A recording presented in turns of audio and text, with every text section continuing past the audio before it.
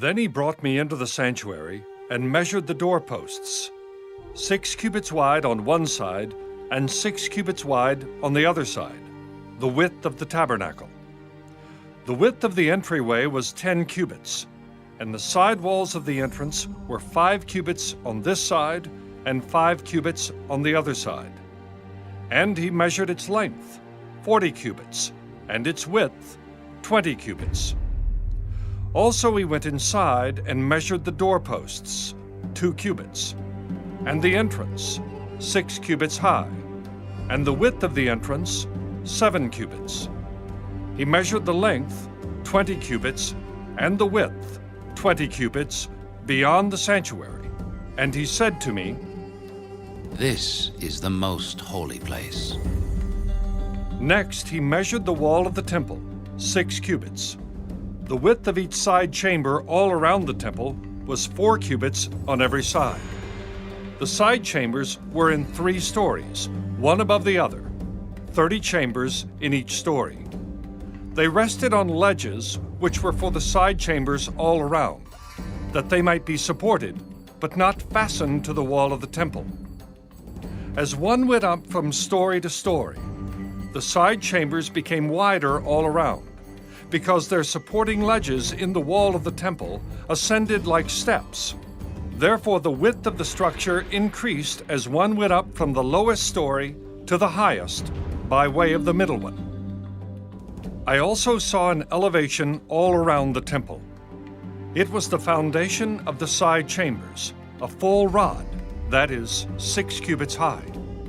The thickness of the outer wall of the side chambers was 5 cubits, and so also the remaining terrace by the place of the side chambers of the temple. And between it and the wall chambers was a width of 20 cubits all around the temple on every side. The doors of the side chambers opened on the terrace, one door toward the north and another toward the south, and the width of the terrace was 5 cubits all around. The building that faced the separating courtyard at its western end was 70 cubits wide. The wall of the building was 5 cubits thick all around, and its length 90 cubits. So he measured the temple, 100 cubits long, and the separating courtyard with the building and its walls was 100 cubits long. Also the width of the eastern face of the temple, including the separating courtyard, was 100 cubits. He measured the length of the building behind it, facing the separating courtyard, with its galleries on the one side and on the other side, 100 cubits, as well as the inner temple and the porches of the court, their doorposts, and the beveled window frames. And the galleries all around their 3 stories opposite the threshold were paneled with wood from the ground to the windows.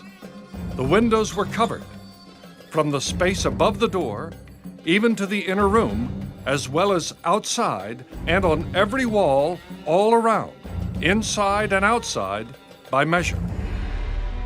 And it was made with cherubim and palm trees, a palm tree between cherub and cherub.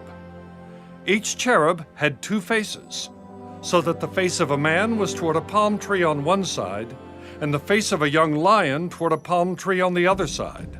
Thus it was made throughout the temple all around, from the floor to the space above the door, and on the wall of the sanctuary, cherubim and palm trees were carved.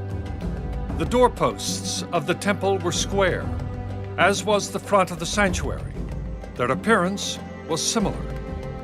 The altar was of wood, 3 cubits high, and its length 2 cubits.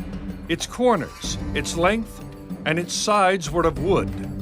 And he said to me, "This is the table that is before the Lord." The temple and the sanctuary had 2 doors. The doors had 2 panels apiece, 2 folding panels, 2 panels for one door and 2 panels for the other door. Cherubim and palm trees were carved on the doors of the temple, just as they were carved on the walls. A wooden canopy was on the front of the vestibule outside. There were beveled window frames and palm trees on one side and on the other, on the sides of the vestibule, also on the side chambers of the temple and on the canopies.